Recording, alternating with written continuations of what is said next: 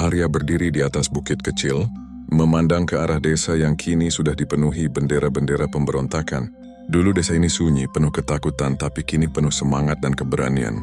Pasukan rakyat yang ia latih kini sudah berjumlah ribuan, meski tidak sebanding dengan tentara kerajaan yang terlatih. Namun semangat mereka menyala, melebihi api di medan perang manapun. Ki Jagat berdiri di sampingnya. Wajah tua itu tampak penuh kebanggaan sekaligus kekhawatiran. Waktunya sudah dekat, Arya. Kau tidak bisa lagi bersembunyi di balik nama samaran. Rakyat menuntut pemimpin sejati, dan hanya kaulah yang bisa berdiri melawan adikmu. Arya menghela napas panjang. Aku tahu, Guru, tapi aku juga tahu, tidak semua di barisan kita benar-benar setia. Ada yang menjadi mata-mata istana. Ucapan itu membuat Ratna, yang berdiri di belakangnya, menegang. Ia tahu Arya benar.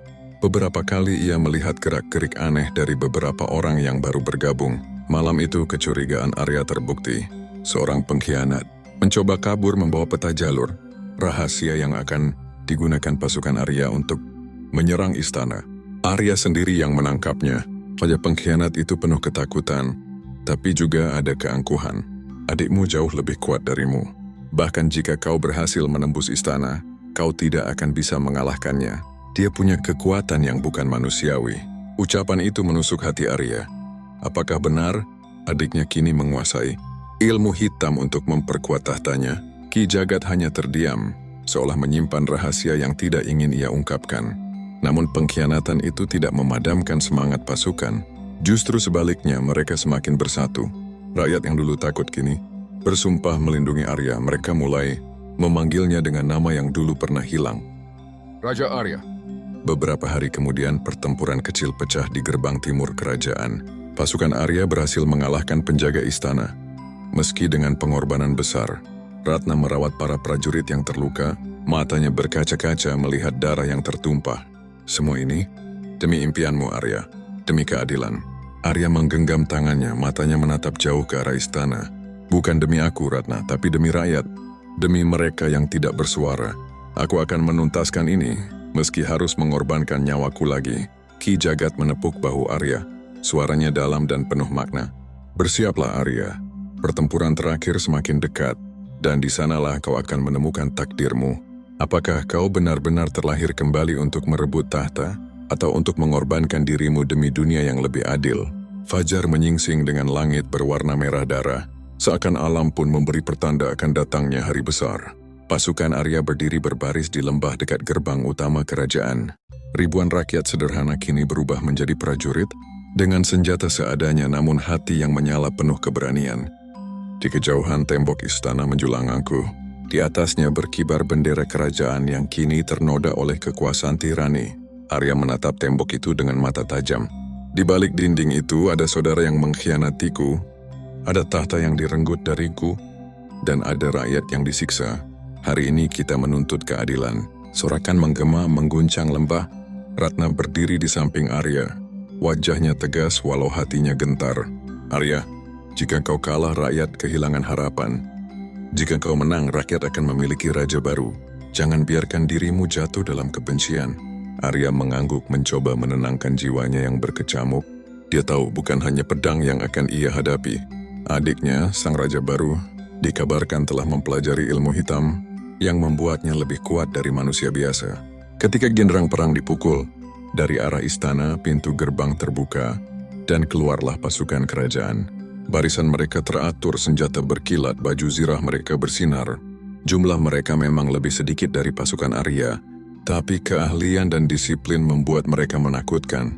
Pertempuran pun pecah, suara pedang beradu, teriakan prajurit dan dentuman panah memenuhi udara. Arya maju memimpin barisan depan, pedangnya menebas dengan kekuatan yang terlatih dari kehidupan barunya. Ia seperti singa yang bangkit kembali dari kematian, menyalakan semangat setiap orang di sisinya. Ki Jagat meski sudah tua, bergerak cepat di medan perang, melindungi Arya dari serangan mematikan. Ingat Arya, jangan hanya mengandalkan amarah. Keadilan adalah pedangmu yang sejati. Namun perang ini bukan hanya tentang fisik. Tiba-tiba, udara di medan tempur terasa mencekam. Dari dalam istana, muncullah sosok yang ditunggu-tunggu. Adik Arya, sang raja tirani.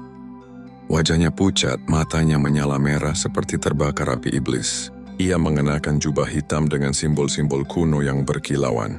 Dengan suara menggema ia berteriak, "Saudaraku, kau sudah mati sekali. Mengapa kau kembali untuk merebut apa yang sudah menjadi milikku? Tahta ini milikku selamanya, bahkan jika harus kuikat dengan darah dan kegelapan."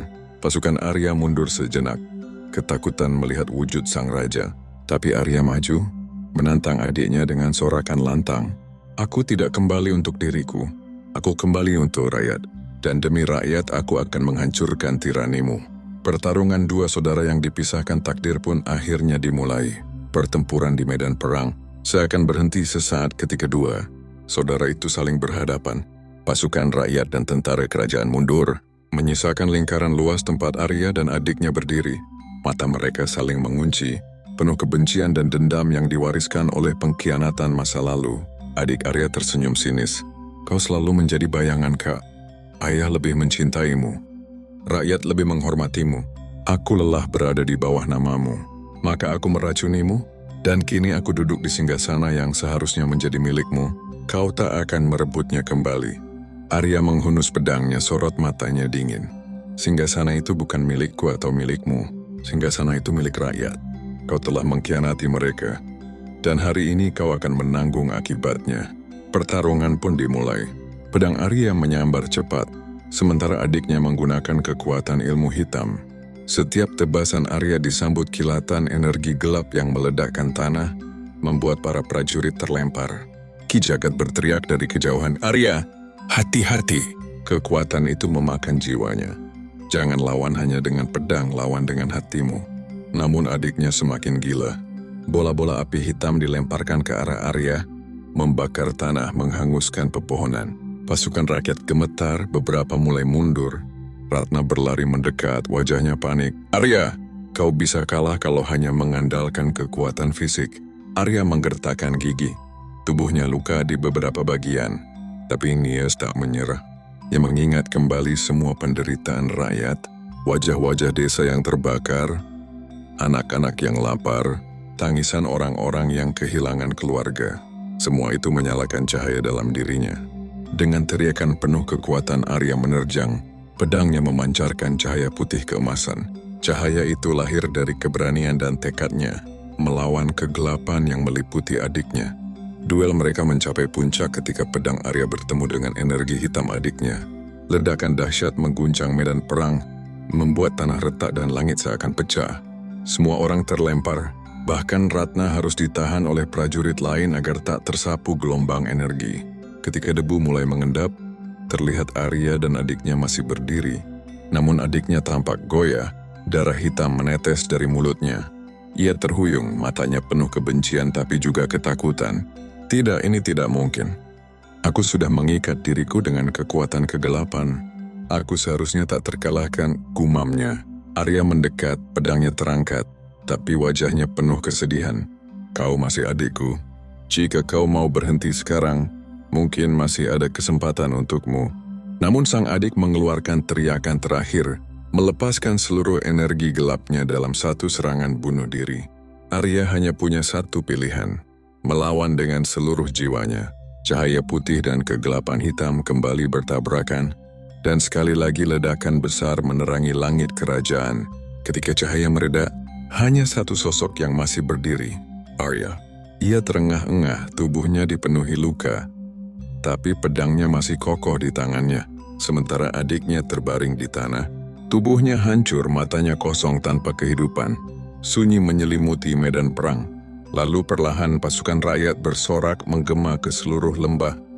"Hidup Raja Arya! Hidup Raja Arya!" Namun wajah Arya tidak menunjukkan kemenangan. Ia menunduk, air mata jatuh. Ia baru saja mengakhiri nyawa saudaranya sendiri demi keadilan. Ratna berlari menghampiri, memeluknya erat. "Kau telah menepati takdirmu. Arya, kau telah mengembalikan harapan pada rakyat."